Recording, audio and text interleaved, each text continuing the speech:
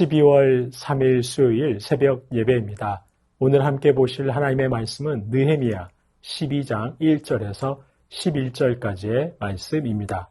느헤미야 12장 1절에서 11절까지의 말씀을 봉독해 드리겠습니다.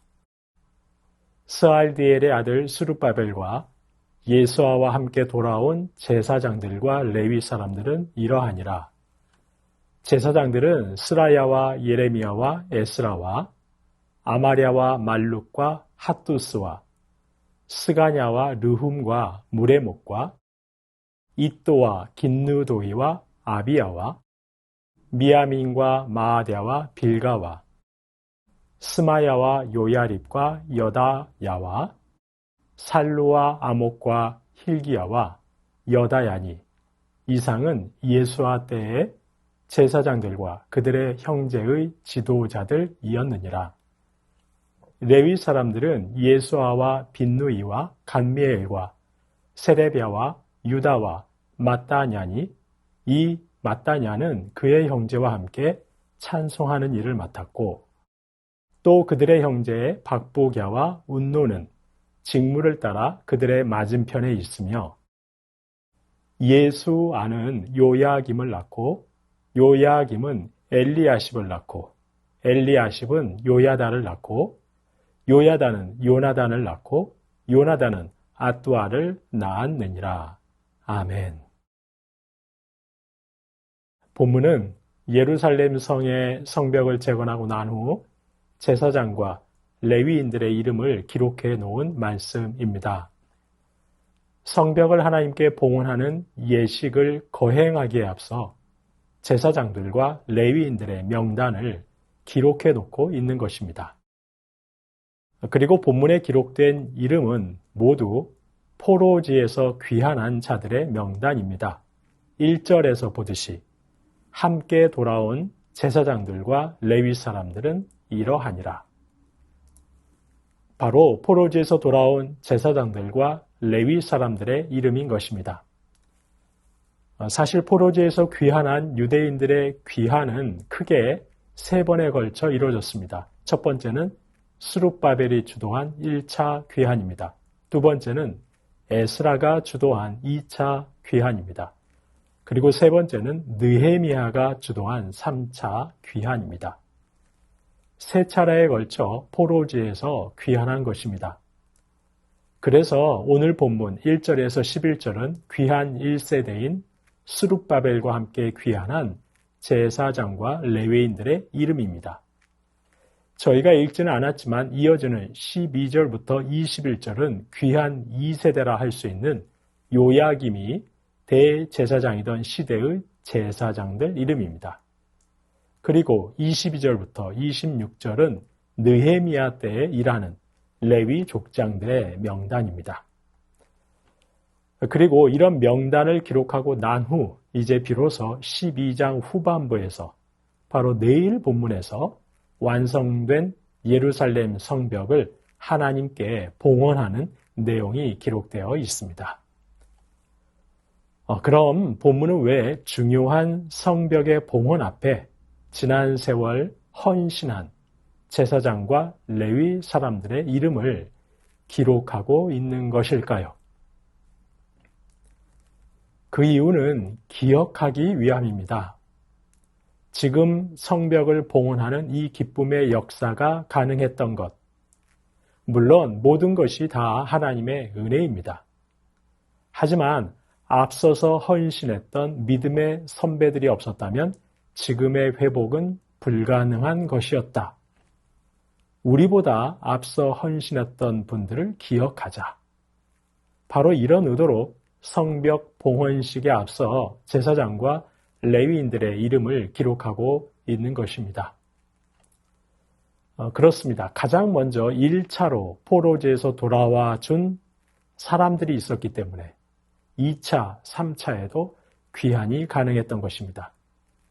포로지에서의 안락을 뒤로하고 먼저 예루살렘으로 돌아오는 선배들의 헌신이 있었기 때문에 그들의 헌신을 보고 2차, 3차의 귀환이 가능했다는 것입니다.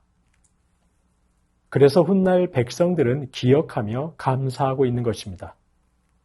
우리 조상들을 돌아오게 하신 하나님께 감사하고 먼저 돌아오는 용기를 보여준 믿음의 선배들에게 감사하고 있는 것입니다.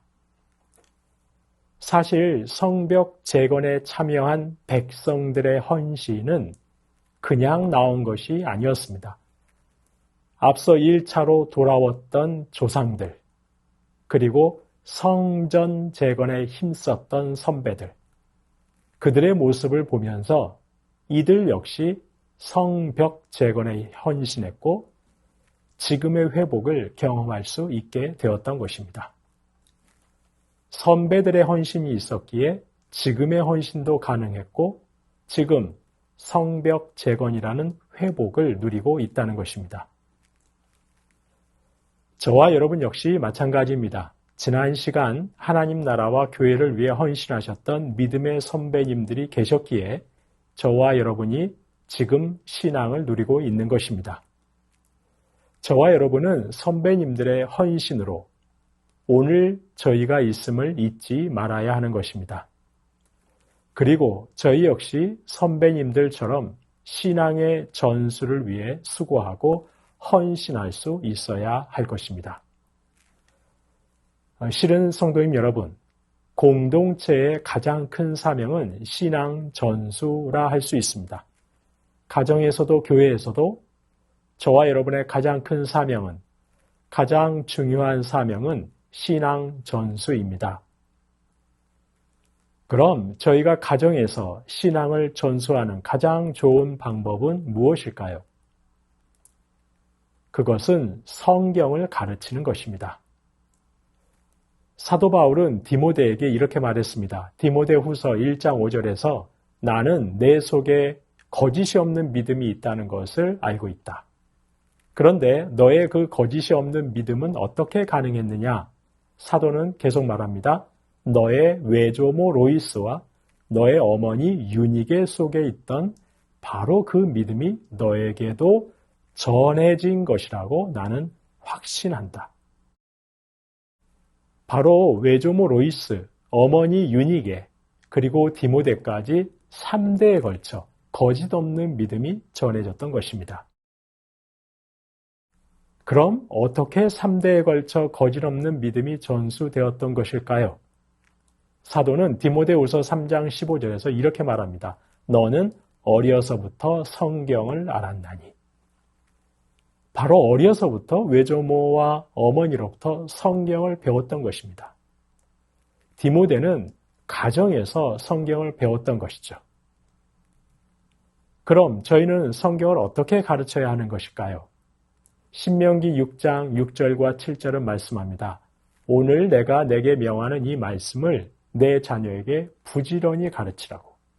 집에 앉았을 때에든지 길을 갈 때에든지 누워있을 때에든지 일어날 때에든지 이 말씀을 강론하라고 말씀합니다. 내 자녀에게 부지런히 가르치라고 하셨습니다. 가령 아무리 바쁘고 시간이 없어도 잠자리에 들기 전에라도 자녀와 함께 말씀을 읽고 또 시간을 정해 가정 예배를 드리면서 부지런히 말씀을 가르치는 것입니다.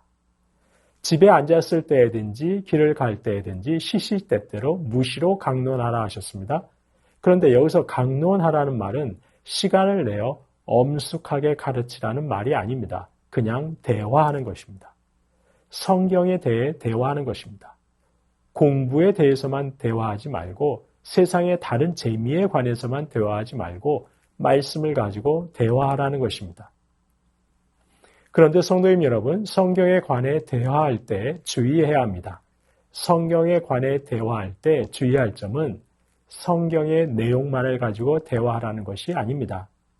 성경을 주신 하나님을 말하는 것입니다. 부모인 내가 만난 하나님, 살아계셔서 지금까지 나를 인도하시고 살피시고 지금도 나를 돌보고 계시는 하나님을 전하는 것입니다. 부모인 내가 경험하고 지금도 나를 인도하고 계시는 하나님을 말하라는 것입니다. 성도님 여러분, 가정이든 교회든 신앙 공동체의 가장 중요한 사명은 신앙의 계승에 있습니다. 신앙의 계승은 그냥 이루어지는 것이 아닙니다. 먼저 헌신해야 합니다. 먼저 헌신하는 저희를 보고 자녀손들이 그 헌신을 따라오고 그 신앙을 따라오는 것입니다. 아울러 신앙의 계승을 위해 저희는 무시로 말씀을 전해야 합니다. 성경의 지식만이 아닙니다. 내가 만난 하나님, 내가 동행하고 있는 하나님, 바로 하나님을 이야기할 수 있어야 합니다. 부디 저와 여러분이 가정과 교회에서 신앙의 계승을 이루실 수 있기를 간절히 소망합니다. 그래서 먼 훗날 우리 자녀손들과 다음 세대가 오늘 본문처럼 하나님께 감사하면서 저와 여러분의 이름을 기억하고 저와 여러분에게도 고마움을 표할 수 있는, 그러면서 우리 자녀손들과 다음 세대가 예수를 그리스도로 믿는 그 복된 신앙을 누리는 역사가 있기를 주님의 이름으로 축원합니다. 주신 말씀 기억하며 기도하겠습니다. 신앙의 계승을 위해 먼저 헌신하여 신앙 계승이 온전하게 이루어지게 하옵소서. 내가 만나고 동행하고 있는 하나님, 지금도 나를 돌보고 계시는 살아계신 하나님을 전하게 하옵소서. 그리하여 우리 자녀손들이 하나님께 감사하면서 저희의 이름을 기억하고 또한 그들 역시 예수님을 믿는 복된 신앙을 누리는 역사가 있게 하옵소서. 주신 말씀 기억하며 기도하겠습니다.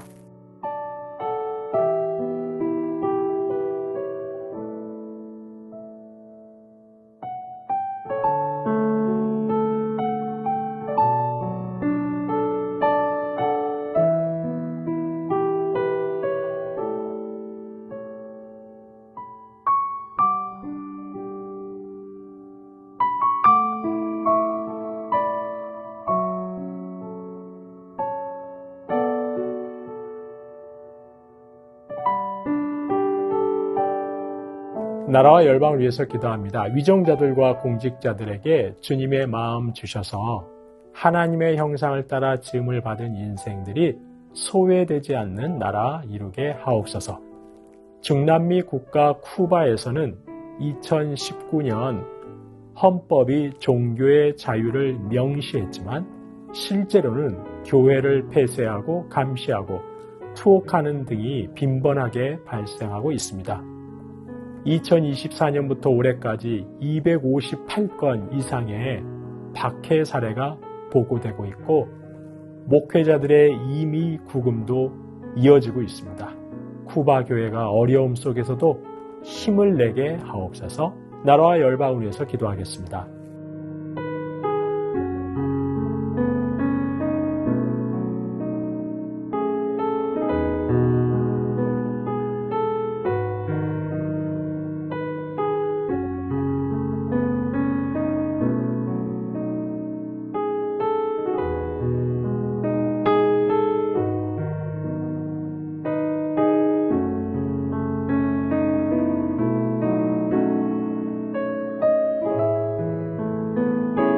교회를 위해서 기도합니다. 우리도 이 모든 일의 증인임을 기억하고 복음의 증인된 삶 살게 하옵소서. 상하고 지친 심령들이 새순교회를 통해 주님을 만나는 역사가 있게 하옵소서. 그리스도를 더 알아가고 그리스도를 더 닮아가기를 갈망하게 하옵소서. 성탄 전야 행사를 준비하는 다음 세대와 학부모님들과 교사 순장님들에게 성탄의 기쁨과 감사가 넘치게 하옵소서. 교회를 위해서 기도하겠습니다.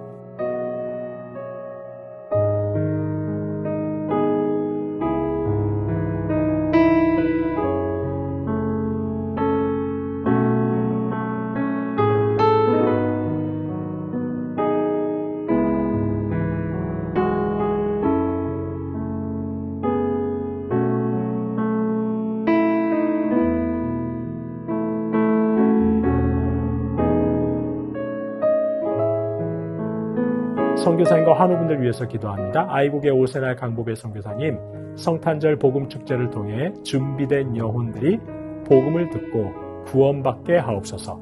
음악학원이 재정적 자립을 하게 하시고 합창단이 복음의 통로 되게 하옵소서.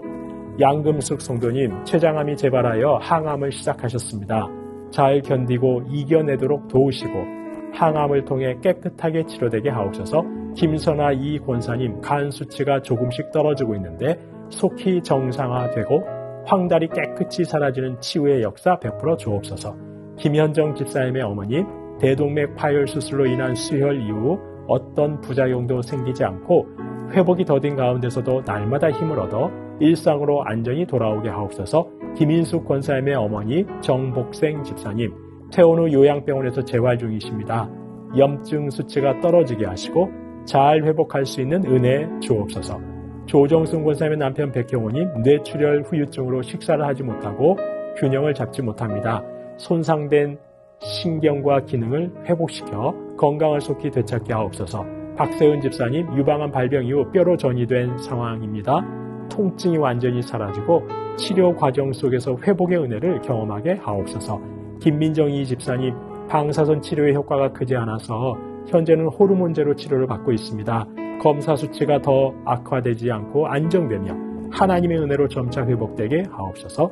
권호순 권사님 진행 중인 항암 치료가 계속 효과를 나타내어 암세포가 완전히 사라지고 면역력이 증가하여 모든 치료를 잘 감당하게 하옵소서. 노성빈 형제님 크론병으로 8주에 한 번 주사제 치료하고 있습니다. 부작용 생기지 않도록 보호해 주시고 소장의 모든 염증 다 사라지게 하옵소서. 이외에도 항암 중에 계신 분들 또한 수술받고 시술받고 회복 중에 계신 분들 오랫동안 질병으로 투병 중에 계신 분들 또한 자녀가 아파서 기도하고 있는 가정들 하나님께서 오늘도 찾아가셔서 위로하시고 놀라운 회복으로 함께 해달라고 마지막으로 선교사님과 환우분들 위해서 함께 기도하시겠습니다.